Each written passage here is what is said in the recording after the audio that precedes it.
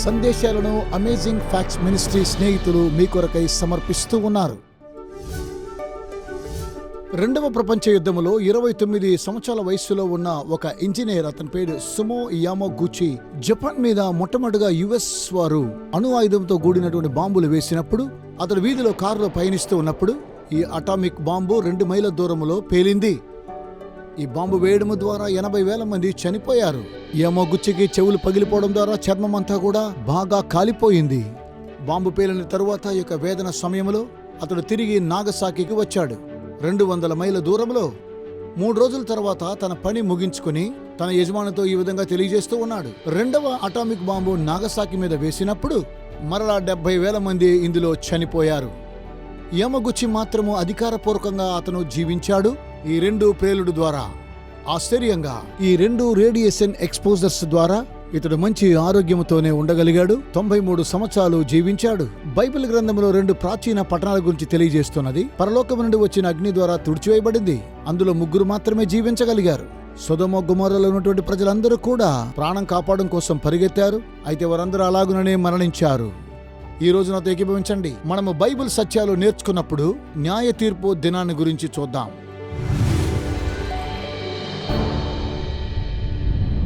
మన యొక్క ప్రదర్శనలో ఈరోజు నేను మాట్లాడబోయేటువంటి సందేశము మహా తీర్పు దినము. బైబిల్ తెలియజేస్తుంది మనం అందరము క్రీస్తు న్యాయపీఠం మీద ప్రత్యక్షమవుతాం. బైబిల్ గ్రంథములో అనేకమైనటువంటి అధ్యాయాలు మనము చూసినట్లయితే, ప్రకటన గ్రంథము 20వ అధ్యాయాన్ని చూసినట్లయితే ఈ మహాదినపు తీర్పుడు గురించి చూద్దాం. 1000 ఏళ్ల పాలన గురించి మాట్లాడదాం. ఆ సమయంలో ఏం జరగబోతూ ఉన్నది? యోహాను సువార్త 14వ అధ్యాయం 3వ వచనములో, నేనుండు స్థలములో మీరును ఉండులాగున మరలా వచ్చి నా యొద్ద నుంటకు మిమ్మును తీసుకుని పోవుదును. ఆయన సిద్ధపరచబోయేటువంటి నివాస స్థలములో యెరూషలేములో ఉండబోతున్నాం. అలాగే ప్రకటన గ్రంథము 20వ అధ్యాయాన్ని చూద్దాం. వారు బ్రతికిన వారే 1000 సంవత్సరములు క్రీస్తు కూడా రాజ్యము చేసిరి. పరిశుద్ధులకు తీర్పు జరిగింది. మనము 1000 సంవత్సరములు క్రీస్తు కూడా రాజ్యం చేస్తాం. 1000 సంవత్సరముల ముగింపునందు ఏమి జరుగును? జకర్యా 14:1 చూద్దాం. ఇదిగో యెహోవా దినము వచ్చుచున్నది. ఆ దినమున యెరూషలేము ఎదుట తూర్పు తట్టుననున్న ఓలివ కొండ మీద ఆయన పాదములు మోపి.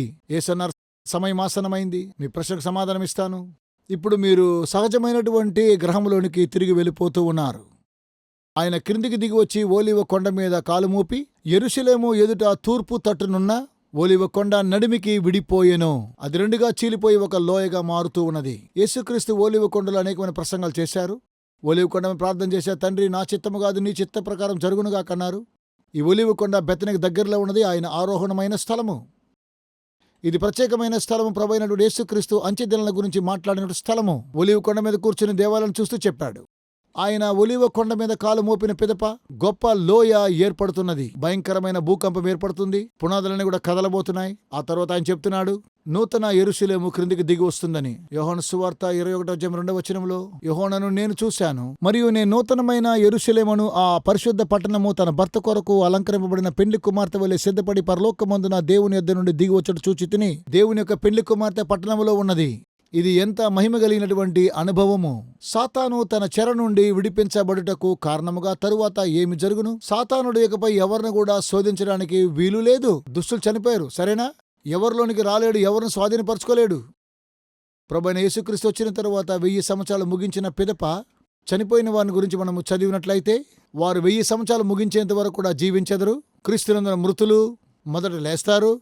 ఆ తర్వాత దుష్టులు పైకి లేస్తారు. 2వ పునరుద్ధానంలో వారు లేస్తారు, సరేనా? దీని అర్థము వారు తిరిగి జీవించెదరని. 1000 సంవత్సరాలు ముగించిన తరువాత ప్రభువైన యేసుక్రీస్తు వారు తిరిగి వచ్చినప్పుడు సమాధిలో ఉన్న వారందరూ కూడా పిలుస్తూ ఉన్నాడు. 1000 సంవత్సరములు గడిచిన తరువాత సాతాను తానున్న చెరలో నుండి విడిపించబడును. ప్రపంచమంతా కూడా తిరిగి మరలా ఏదెను వలె ప్రకాశిస్తూ ఉన్నది. దుష్టులు సమాధి నుండి పైకొస్తారు. బైబిల్లో గోగు మాగోగు అని అంటారు. ప్రకటన గ్రంథంలో ఉన్న పేర్లన్నీ కూడా గుర్తులై ఉన్నాయి. ప్రకటన గ్రంథము బిలామును గురించి మాట్లాడుతుంది. అవునండి, అది కూడా ఒక గుర్తయి ఉన్నది. ప్రకటనలో యెజబెలు గురించి ఉంది. నిజమైన యెజబెలు కాదండి, ఆమె చనిపోయింది. ఆత్మీయ యెజబెలు అయి ఉండొచ్చునేమో. అపోల్లియను గురించి మాట్లాడబడింది.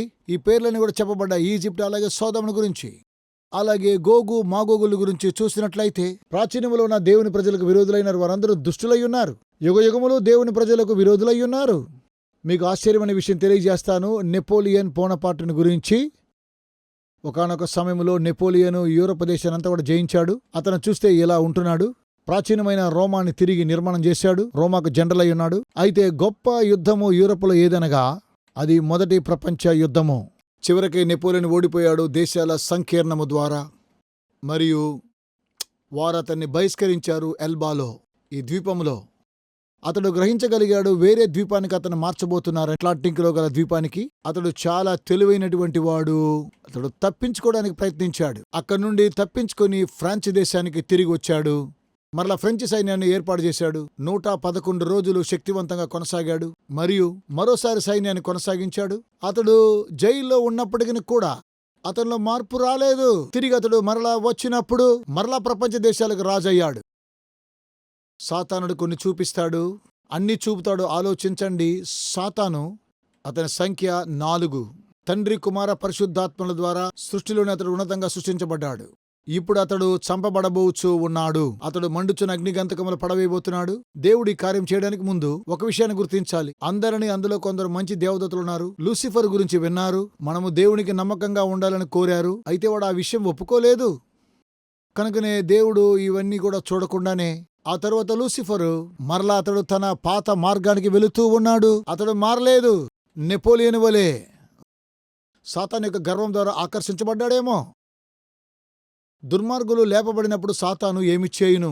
8వ ప్రశ్న, ప్రకటన 20:8. భూమి నలుదిశల యందుండు జనములను లెక్కకు సముద్రపు ఇసుక వలె ఉన్న గోగు మాగోగు అను వారిని మోసపరిచి వారిని యుద్ధమునకు పోగు చేయుటకై వాడు బయలుదేరును. మనం పునరుద్ధానము చెందినప్పుడు మహిమగల శరీరం వస్తుంది, సరేనా? ప్రజలు అప్పుడప్పుడు అడుగుతారు, పునరుద్ధానంలో దుష్టులు ఏం చేస్తారని. వారేం చేస్తారు? దేవుడు వానికి అక్కడక్కడ గుర్తులు వేస్తాడు గాని ప్రత్యేకమైనటువంటి శరీరాన్ని మాత్రం అమర్చడు. మనకున్న శరీరం అతనికి ఉండదు. వారు లేచినప్పుడు శరీరం అంతా గాయాలుంటాయి. అదేనండి న్యాయ తీర్పుకున్నటువంటి అనుభవం. వారు ఏ విధంగా లోనికి వెళ్లారో అలాగే బయటకు వస్తూ ఉన్నారు. దాన్ని నిరూపించాలనుకుంటున్నాను. నాకు తెలుసండి వారికి మహిమ కలిగిన శరీరం ఉండదని. వారందరూ కూడా ఏకమైన తరువాత భూమి నలుదిశల యందుండు జనములను లెక్కకు సముద్రపు ఇసుకవలే ఉన్న ఆ పైన వేల కొలది మానవ చరిత్రలో ఈ గ్రహం మీద అందరూ కూడా లేచెదరు. ఈ శక్తులన్నీ కూడా చూసినట్లయితే ఇప్పుడు నా ఆలోచన కాదు, ఇది బైబిల్లో కలదు. ఎవరికి గొప్ప సైన్యం ఉన్నది? క్రీస్తుకా సాతానుకా? దీన్ని ఆలోచించండి. యేసయ్య దగ్గర మంచి దేవదూతలున్నారు. మంచి దూతల వలె చెడ్డ దూతలు. సాతాను యొద్ద చెడ్డ దేవదూతలు కూడా ఉన్నారు. దుష్టులైన వారు మంచివారు కారు. నాశనమునకు పోదారము సంకుచితమైనది. మేఘం వలె అది ఆవరిస్తూ ఉన్నాయి. ఈ గదిలో ఉన్న ప్రతి ఒక్కొక్కరు కూడా ఒకరినొకరు చూసుకోబోతూ ఉన్నాము. ఈ పట్టణంలో ఉన్నట్లయితే ఇలా జరుగుతాయి. మరి ఇలా ధ్యానిస్తూ ఉంటే మేఘము భూమిని కమ్మినట్లు ఇశ్రాయేలుగు నా జనుల మీద పడెదరు. యెహెజ్కేలు 30:16. మేఘం వలె యొక్క భూమిని కప్పెదరు. ఈ ప్రాముఖ్యమైన సమయములో సమస్తమును ఏది నిలిపివేయును? ఇప్పుడు సాతానుడు విడిపించబడ్డాడు అంటే ఏంటి? దుష్టులంతా గుమిగూడుతారు. మనకంటే వారే ఎక్కువగా ఉంటున్నారు.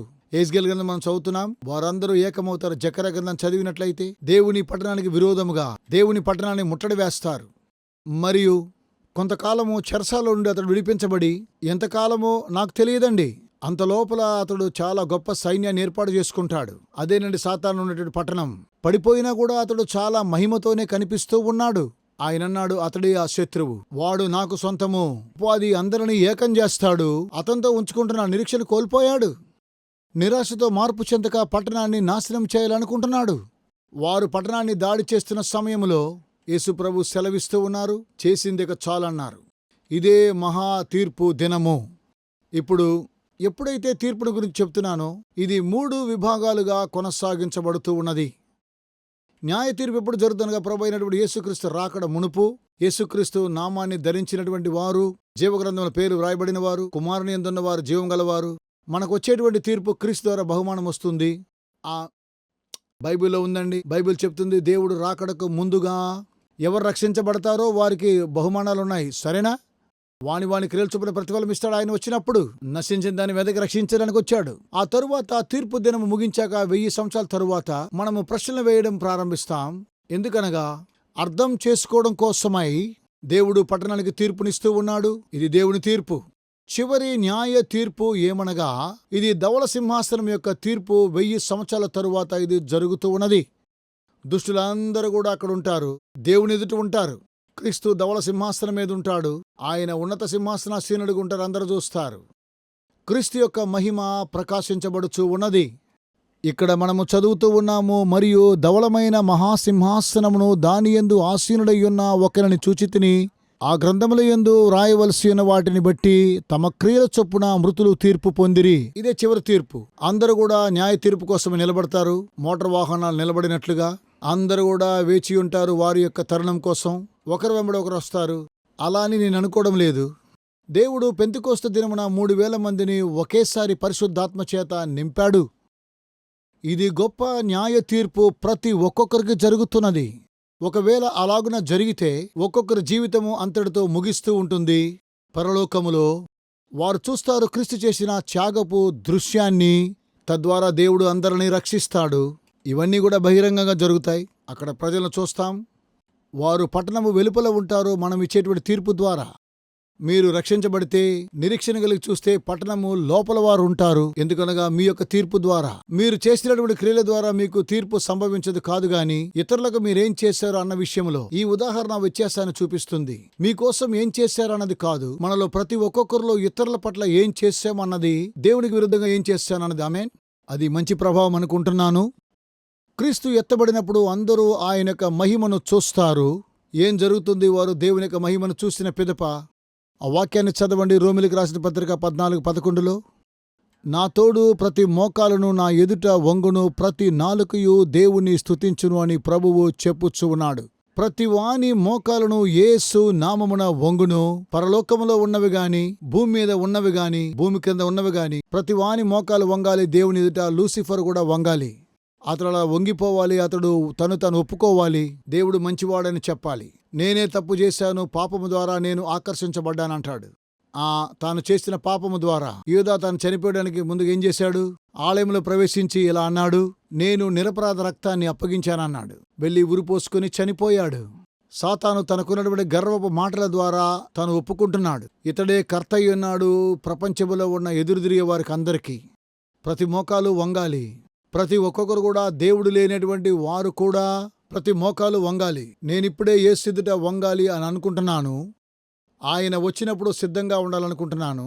నేను ఎదురు తిరిగేవాడిగా ఉండకూడదని అనుకుంటున్నాను. ప్రతి వాని నాలుకయు తండ్రి అయిన దేవుని మహిమార్థమ యేసుక్రీస్తు ప్రభు అని ఒప్పుకొనున్నట్లును దేవుడు ఆయనను అధికముగా హెచ్చించి, ప్రకటన గ్రంథము 19వ అధ్యాయములో చూసినట్లయితే, అటు తరువాత బహుజనుల శబ్దము వంటి గొప్ప స్వరము పరలోకమందు ఇలాగు చెప్పగా వింటిని, ఆయన తీర్పులు సత్యములు న్యాయములై ఉన్నవి. పరలోకములో ఉన్నటువంటి ప్రతి వారు కూడా చెబుతూ ఉన్నారు.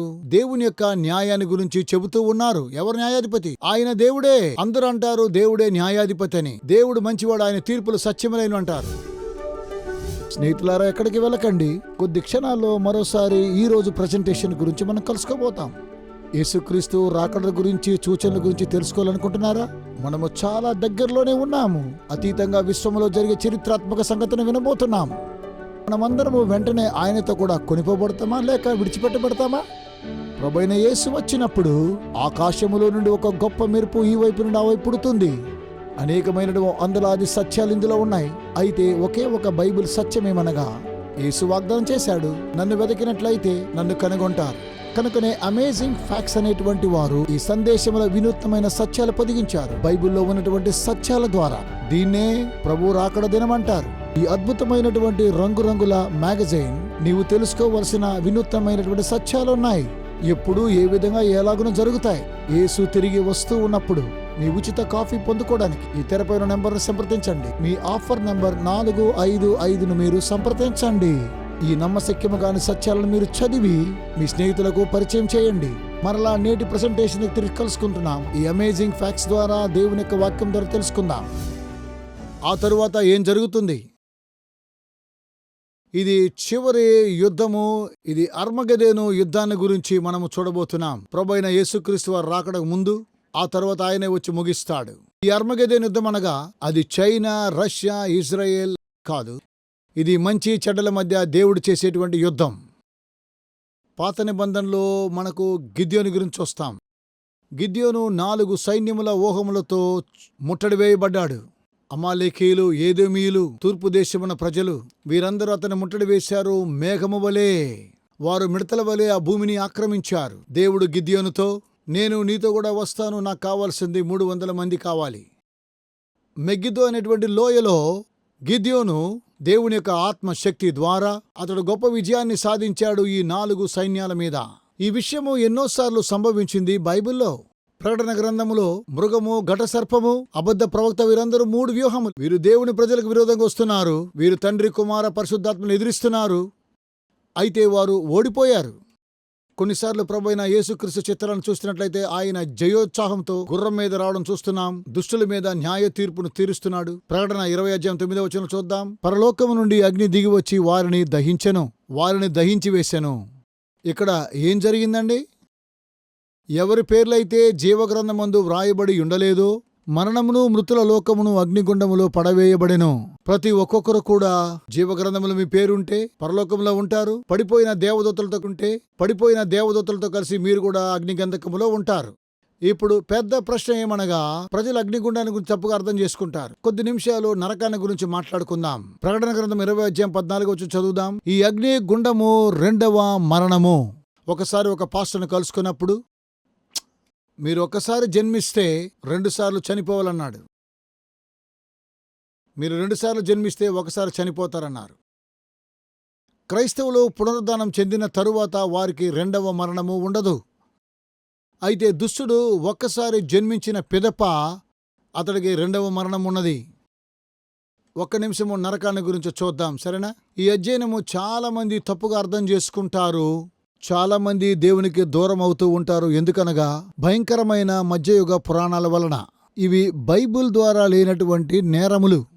దేవుడొక ఉన్మాది కాడు. కొందరు కోల్పోవడము, కొంతమంది యవనస్తులు వారు లెక్క ఒప్పచెప్పాలి. ఎందుకనగా ప్రభువైన యేసును అంగీకరించకపోవడం ద్వారా అలాంటి వారు అగ్నిగంధకములో పడెదరు. వేల కొలది సంవత్సరాలుగా కాలుస్తూ వారిని మండిస్తూ వేదన ప్రతి క్షణము కూడా అనుభవిస్తూ అతని యొక్క తలను అగ్ని గంధకములో మండుచూ ఉన్నప్పుడు, దేవా ఎంతకాలము ఈ యొక్క వేదన నేను అనుభవించాలంటాడు. అది ఒక చిత్రం మాత్రమే. చాలా మంది ఇలా అనుకుంటారు. వారిలా నేర్పించబడ్డారు. బైబిల్ అలా చెప్పడం లేదు.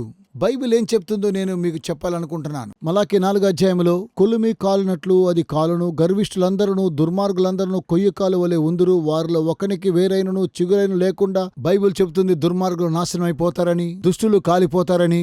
రెండింటిని ఎంపిక చేసుకోవాలి. కుమారుని కలవాడు జీవం గలవాడు, కుమారుడు లేనివాడు జీవము లేనివాడు. ఆయన యందు విశ్వాసం ఉంచేవాడు నశింపడు, అతనికి నిత్య జీవం కలదు. మీరు నశించిపోరు, మీకు నిత్య జీవం ఉంటూ ఉన్నది. దేవుడు ఆదాము అవ్వలతో, మీరు అవిధేయులు గనుక మీరు మరణించాలి, మీరు విశ్వసిస్తే మీరు జీవించెదరు. అయితే అపోదంటుంది అలా కాదు అంటున్నాడు. నీకు నిత్య జీవము కలదు, నీవు అక్షయుడవు. నిత్యము కాలుతావా లేక పరలోకములు ఉంటావా? బైబిల్ చెబుతుంది దేవుడు మాత్రమే అక్షయుడని. చూపించండి మనుషులు ఎక్కడ అక్షయులుగా ఉన్నారో బైబిల్లో. మౌనంగా ఉన్నారేంటి? ఎక్కడ చెప్పలేదా? క్రీస్తు వచ్చినప్పుడు మర్త్యమైనది అమర్త్యతను ధరించుకొనొచ్చు ఉన్నది. అయితే మనం చనిపోయాం. దేవుని యొక్క ఉద్దేశం ఏమనగా మనం చేసే ప్రతి పాపమును బట్టి బైబిల్ అంటుంది ఇక పాపము చేయొద్దు, ఇక్కడ బాధలుండదు. ప్రకటన గ్రంథంలో బాధలు లేవని చెబుతుంది. దేవుడు ఎలా చెబుతున్నాడని నూతనమైనవని. పాపము చేసిన వారు అమర్చులై హింసించేటువంటి గదిలో ఉంచబడతారు యుగయుగములు. చాలా మంది దీన్ని వినడము ద్వారా ప్రజలు ఆలోచించేదేమనగా అక్కడ న్యాయమే జరుగుదా అంటున్నారు. ఈ సృష్టి అంతా కూడా బాధించబడుతూ ఉన్నది. అవన్నీ కూడా నిత్యత్వములోనికి మనము చేసేటువంటి ఒక్క క్షణ పాపమును బట్టి.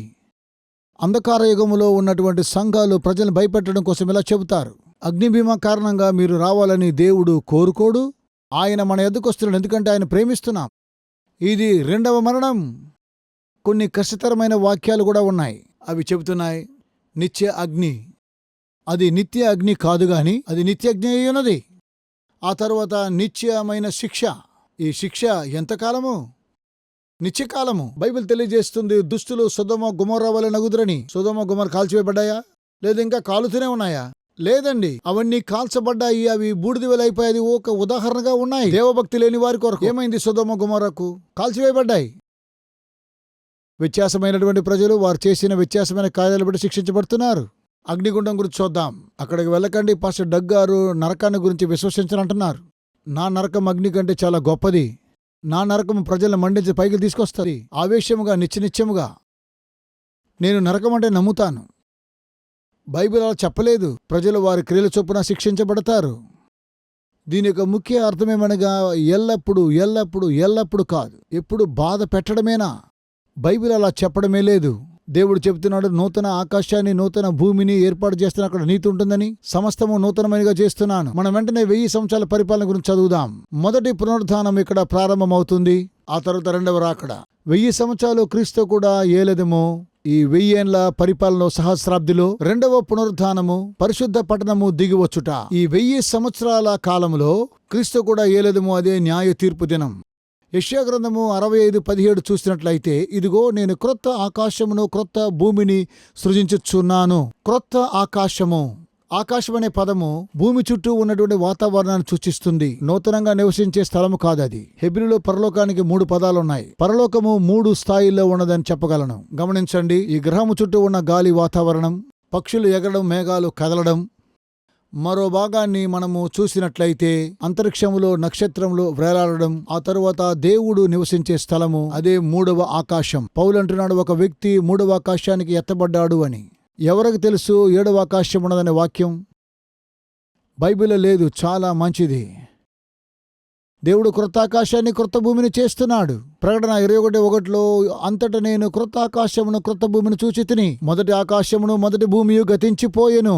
దేవుడు సెలవిచ్చాడు, సమస్తాన్ని నూతనమైనగా చేయుచున్నానని. అయినను మనము ఆయన వాగ్దానమును బట్టి క్రొత్త ఆకాశముల కొరకును క్రొత్త భూమి కొరకును కనిపెట్టుచున్నాము. వాటి యందు నీతి నివసించును. మనకు వాగ్దానము కలదు. సాత్వికులు భూలోకమును స్వతంత్రించుకొందురు. నేను ఇంకొంచెము ముందుకు వెళుతూ ఉన్నాను. దేవుడు మరియు నీతిమంతులు తుదకు ఎక్కడ నివసించెదరు లేక జీవించెదరు? నూతన యెరూషలేము క్రిందికి వచ్చినప్పుడు, ఆ తర్వాత ధవళ సింహాసనం యొక్క తీర్పు. దేవుడు దుష్టుల మీద పరిపాలన చేస్తూ ఉన్నాడు. పట్టణమునకు వెలుపల వాని వాని క్రియల చొప్పున వారు తీర్పు పొందెదరు. బైబిల్ తెలియజేస్తుంది, వారికి అగ్ని ఆ భూమి మీద ఉన్నదని, పాతాళము బాధ పెట్టే స్థలం క్రింద లేదని. మధ్యాకాశంలో ఉన్న బైబిల్ ఈ విధంగా ఏమైనా చెబుతూ ఉన్నదా?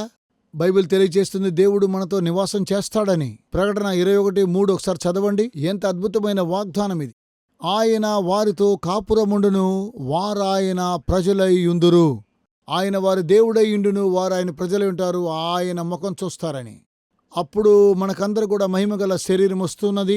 మనము జీవవృక్ష ఫలములను తింటాం. 12 వ్యత్యాసమైనటువంటి ఫలములు సంవత్సరమునకు 4 కాపులు కాస్తూ ఉన్నాయి. బాస్కిన్ రాబిన్సన్ 31 రుచులు. మనం కలుసుకున్నప్పుడు అక్కడ బాధ అయినను వేదనైనను ఉండదు. పోలీస్ స్టేషన్లు ఉండవు, వ్యాధులుండవు, మరణం ఉండదు, శ్రమలేకపై ఉండవు.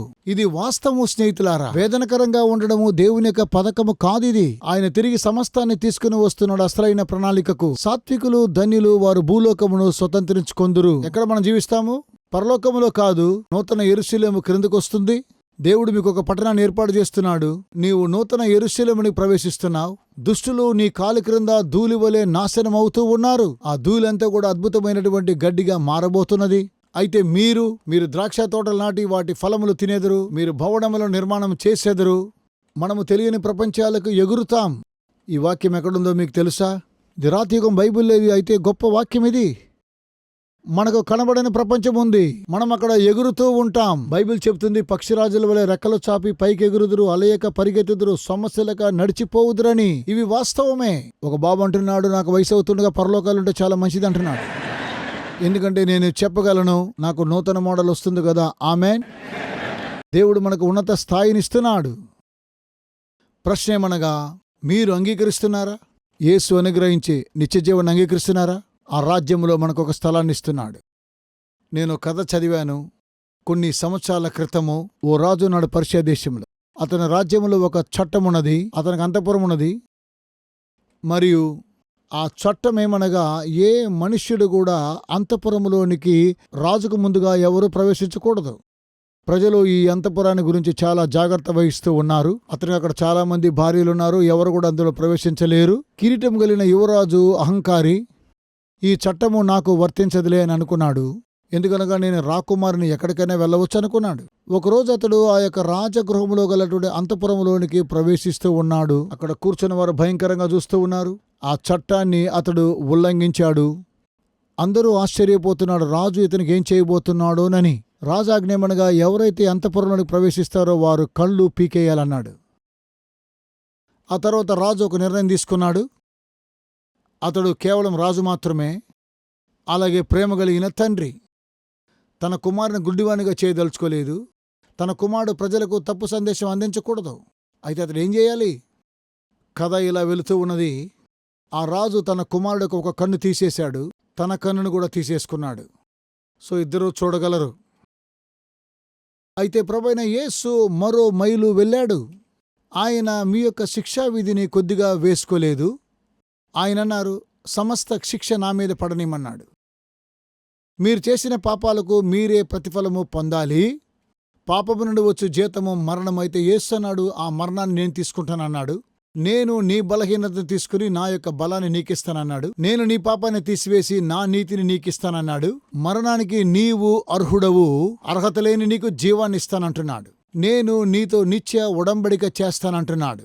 బైబిల్ తెలియజేస్తూ ఉన్నది, చెరసాల్లో ఉన్నటువంటి వారిని దేవుడు పైకి తీసుకుని వచ్చి వారిని సింహాసనం మీద కూర్చుండబెడుతున్నాడు. ఆయన యేసేపుకు చేశాడు చెరసాల నుండి అంతఃపురం వరకు. దానియేలు సింహాల బోన్లో ఉండి ప్రధానమంత్రిగా ఆ దేశానికి కాగలిగాడు. బానిసను రాణిగా చేశాడు. బైబిల్లో ఇలాంటి చరిత్రలు చాలా ఉన్నాయి. నిర్గమకాండం చూస్తే బానిసత్వంలో ఉన్నవారు వాగ్దాన భూమిలో ప్రవేశించారు. ఇవన్నీ కూడా మనకు వివరిస్తున్నాయి. ఇవన్నీ దేవుడు మనకు చేయాలనుకుంటూ ఉన్నాడు. పాపమునకు దాసులు కాకూడదంటున్నాడు. ప్రభువైన యేసు అంటున్నాడు, మీరు నాతో కూడా పరలోకంలో ఉండాలని కోరుతున్నాడు. అయితే ప్రశ్న ఏమనగా, ఆయన అంగీకరిస్తున్నారా? ఆయన మీ ప్రభువు గనుక ఆయన మీకు విడుదలనిస్తూ ఉన్నాడు. ఈ విషయాన్ని గురించి ఇంకా చెప్పగలను. 1000 ఏండ్ల పాలన గురించి.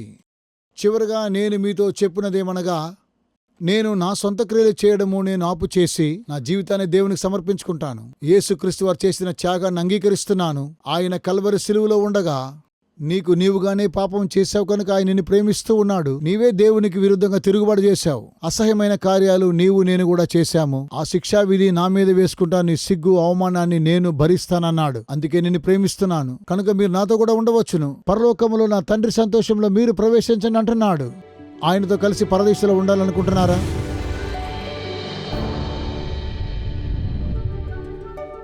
గత 50 సంవత్సరాలుగా అమేజింగ్ ఫ్యాక్ట్స్ వారు బైబిల్ సత్యాలను ప్రపంచవ్యాప్తంగా ప్రకటిస్తూ ఉన్నారు. యేసుక్రీస్తు వారు సెలవిచ్చిన మేరకు ప్రతి రాజ్యానికి సువార్త ప్రకటిస్తున్నాం. రాజులకు, ఆయా భాషలు మాట్లాడే వారికి, మీరు మా కోసం చేసే ప్రార్థనలకు, సహకారానికి వందనాలు తెలియజేస్తున్నాం.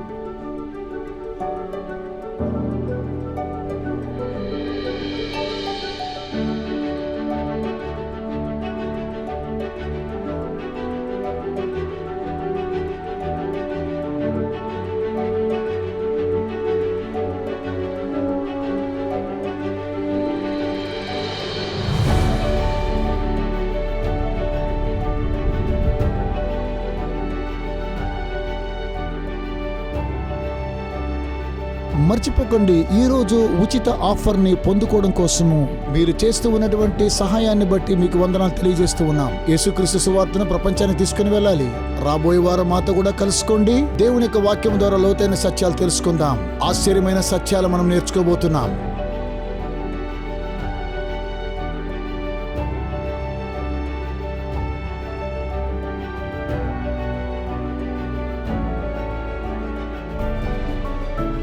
ఈ సందేశాలను అమేజింగ్ ఫ్యాక్ట్స్ మినిస్ట్రీ స్నేహితులు మీ కొరకై సమర్పిస్తూ ఉన్నారు.